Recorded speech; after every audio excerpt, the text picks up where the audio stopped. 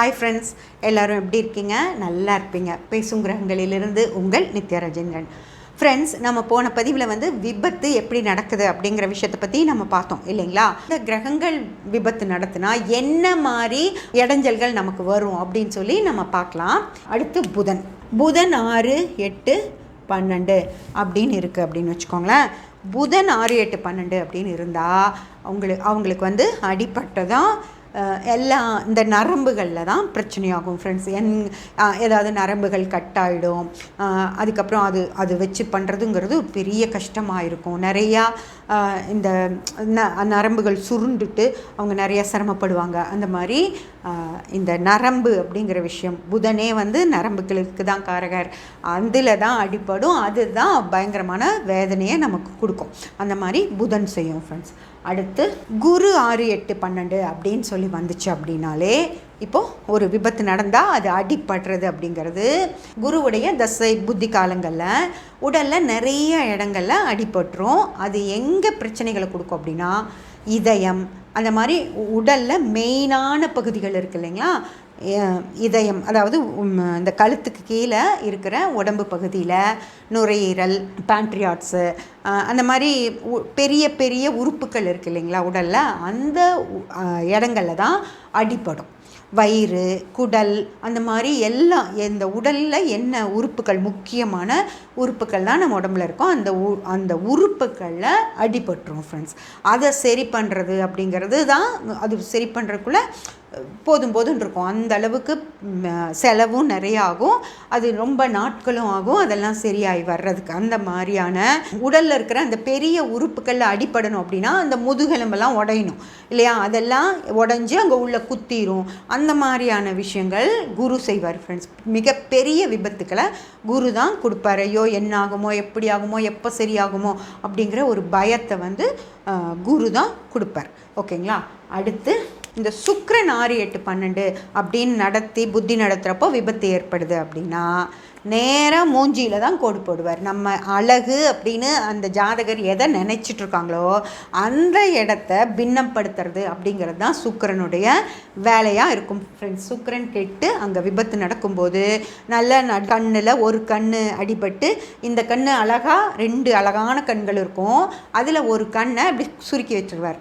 எல்லாம் முடிஞ்சு எல்லாம் பிளாஸ்டிக் சர்ஜரியெல்லாம் பண்ணிட்டு பார்த்தா கூட இந்த கண் இப்படி கொஞ்சம் சுருங்கி இந்த அழகான கண் இப்படி இருக்கும், இந்த ஒரு கண் அப்படி ஆகிடும். அந்த மாதிரி ஏதோ ஒன்று மூக்கு பகுதியை உடச்சி விட்டுருவார், தாடையை உடச்சி விட்டுருவார். அந்த மாதிரி நம்ம அழகாக இருக்கிற ஒரு விஷயங்களை எல்லாமே கெடுத்து விடுறது தான் இந்த சுக்கிரனோட வேலையாக இருக்கும் ஃப்ரெண்ட்ஸ். அந்த மாதிரியான அடி தான் சுக்கிரன் புத்தி நடக்கும்போது படும். ஓகேங்களா? அடுத்து சனி 6, 8, 12 அப்படின்னு இருந்து இந்த மாதிரியே காலகட்டத்தில் விபத்து நடக்குது அப்படின்னு வச்சுக்கோங்க. இந்த சனியும் தான், இந்த சனி காரகர். அந்த நேரத்தில் சனியோடைய புத்தி காலமே நடக்குது அப்படின்னா இது உயிர் பயத்தை கொடுக்கறது சனி தான் ஃப்ரெண்ட்ஸ். அதாவது அடிபட்டுரும், ரொம்ப மோசமாக உள்ள என்ன பார்ட்ஸை எப்படியெல்லாம் அடித்ததோ, சாதா கை கால் முறிவு அப்படிங்கிறதும் இருக்கும். சனி கை காலையும் முறிச்சு விட்டுருவார். அதே போல் உள்ள மண்டையில் அடிபட்டுருச்சு, தலையில் அடிபட்டுருச்சு, இதுக்கு ஒரு 48 மணி நேரம் கொடுக்குறோம், இல்லை இதயத்தில் அடிபட்டுருச்சு, அவங்க இதயம் துடிச்சாதான் இனி நாங்கள் சொல்ல முடியும், அப்படி எதையா ஒன்று பயங்கரமாக ரொம்ப உயிர் பயம் அப்படிங்கிற விஷயத்தை கொடுக்கக்கூடியவர் சனி ஃப்ரெண்ட்ஸ். அவர் சனி புத்தி காலங்களில் ஒரு விபத்து நடக்குதுன்னா ஒரு 48 மணி நேரம் கொடுக்குறோம், அதுக்கப்புறம் தான் சொல்ல முடியும்னு சொல்லி நம்மளை ஒரு பயத்தில் வச்சிட்ருக்கிறது இந்த சனி தான். அதனால் அந்த மாதிரியான விஷயங்கள் சனி புத்தி காலங்களில் நடக்கும். அடுத்து ராகு 6, 8, 12 அப்படின்னு வச்சுக்கோங்களேன்.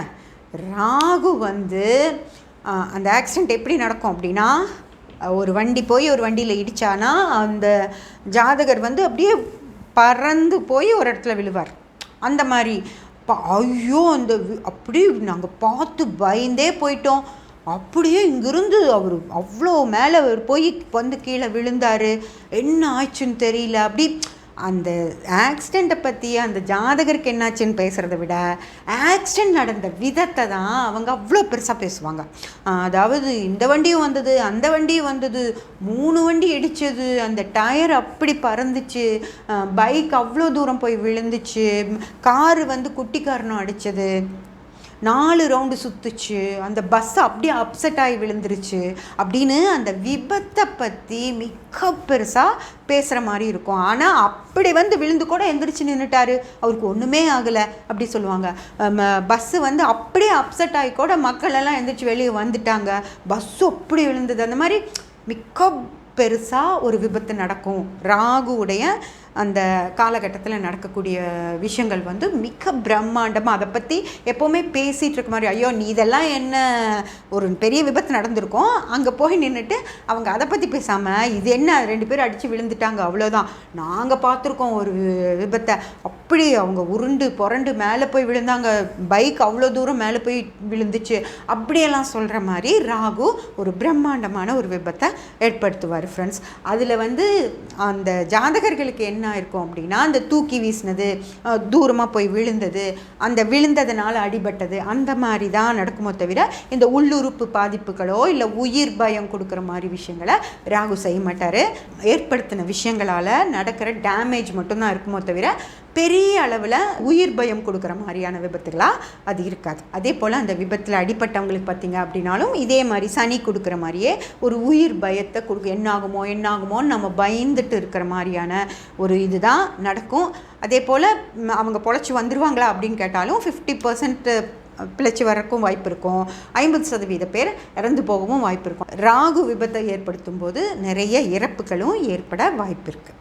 ஓகேங்களா. அடுத்து கேது 6, 8, 12 அப்படின்னா இது வந்து தான் ஏமாந்து போய் நடக்கிற விபத்துக்களாக இருக்கும் ஃப்ரெண்ட்ஸ். அதாவது சின்னதாக வலிக்கு விட்டு கீழே விழுந்தாங்க, அதனால தொடை எலும்பு முறிஞ்சிருச்சு, அந்த மாதிரி சின்னதாக இருக்கும். பாத்ரூமில் வலிக்கு விழுகிறது, பெருசாக இருக்காது, நல்லா தான் இருந்தாங்க, இந்நேரம் பேசிகிட்டு இருந்தாங்க, வீட்டுக்குள்ளே போய் கிச்சனில் போய் ஏதோ பற்ற வச்சுருக்காங்க, குக்கரு இதாகிடுச்சு, விசில் இதாகி மேலே சூடாக அந்த ரைஸ் எல்லாம், குக்கரில் இருந்த ரைஸ் எல்லாம் அவங்க மேலே பட்டு எல்லாம் இந்த இடத்துலலாம் எரிஞ்சு காயமாக போச்சு, அந்த மாதிரி தீக்காயங்கள், அந்த மாதிரி விஷயங்களையெல்லாம் கேது தான் ஏற்படுத்துவார் ஃப்ரெண்ட்ஸ். அப்படியே பொத்தி தூக்கிட்டு போய் ஹாஸ்பிட்டலில் வச்சுருக்கணும்.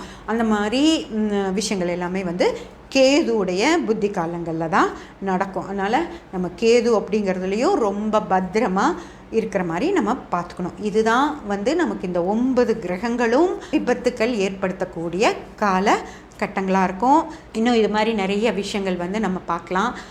சப்ஸ்கிரைப் பண்ணி பெல் பட்டன் ப்ரெஸ் பண்ணி வச்சுக்கோங்க. அப்போ தான் நான் போடுற எல்லா பதிவுகளும் உங்களுக்கு கிடைக்கும்.